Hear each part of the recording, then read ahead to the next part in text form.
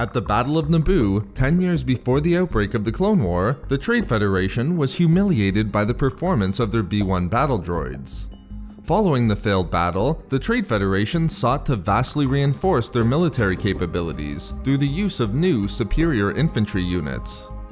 While they would make alterations to their B1 battle droids to achieve a far superior version by the beginning of the Clone War, the Trade Federation received inspiration from the Techno Union and set their sights on the production of Super Battle Droids.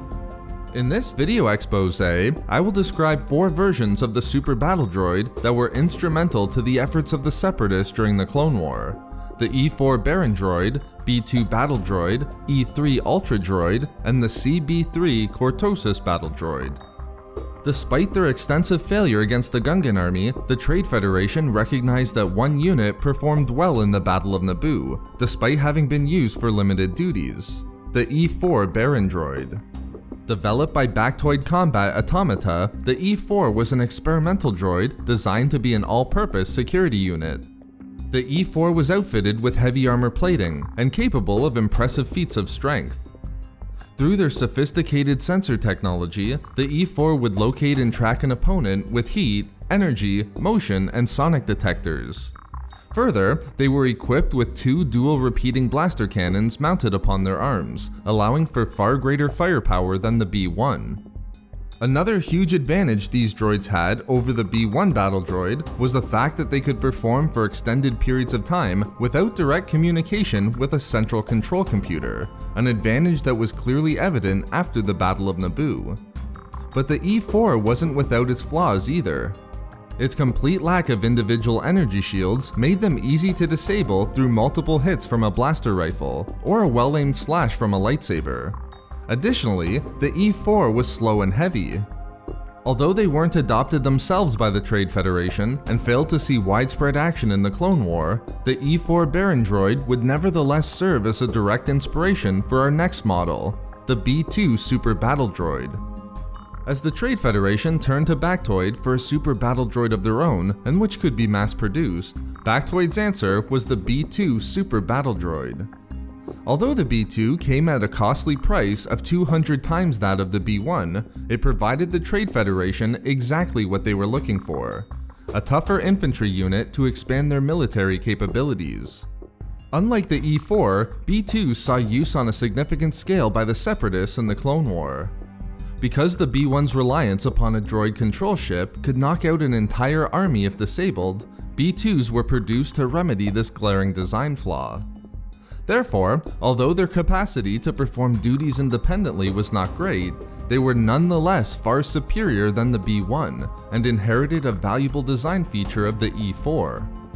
Despite the fact they lacked the necessary concern for tactics and self-preservation and would often neglect opponents outside of their targeting modules, the B2 added the necessary toughness and muscle the Separatists desperately needed within their infantry. The defensive capabilities of the B2 far exceeded that of the B1. They were heavily armored with a duranium frame, and coupled with the fact that their processing unit and signal receptors were placed deep within the B2's torso, taking one down merely through blaster fire was a difficult task.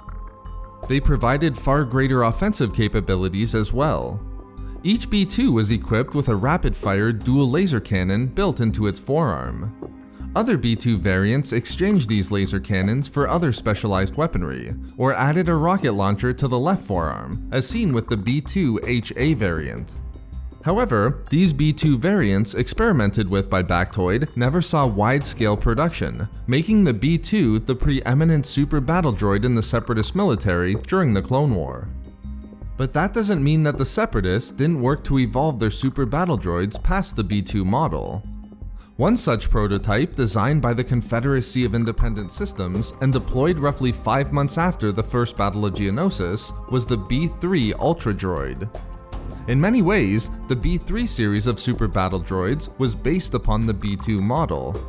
However, the B3 Ultra Droid was far larger and bulkier.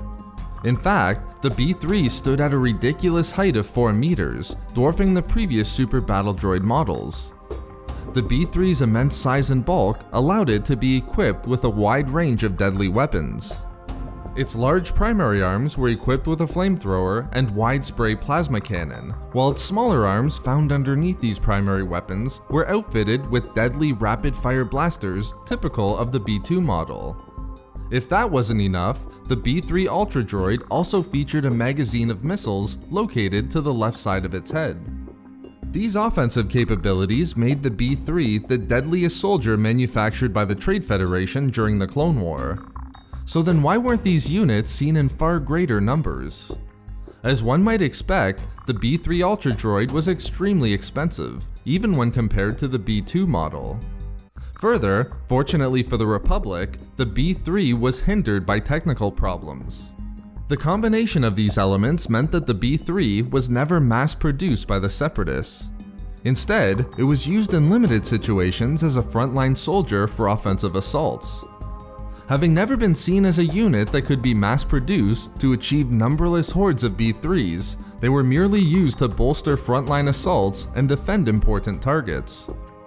The last Super Battle Droid variant that we'll look at is probably the most interesting on this list, which is the C-B3 Cortosis Battle Droid. This Super Battle Droid was designed very similar to the B2 model, but with one important twist. It was developed by the Techno Union specifically to counter Jedi on the battlefield. To achieve this lofty goal, having learned that Cortosis ore could resist a lightsaber blade, the Separatists decided to apply a Cortosis plating to the outer shell of their already existing B2s. Other than the Cortosis plating, the C-B3 functioned very similarly to the B2. Both models had the same intelligence matrix and high-intensity dual laser cannons. An attack on Coruscant demonstrated that the C-B3 Super Battle Droids were extremely effective in battle. However, they were too effective.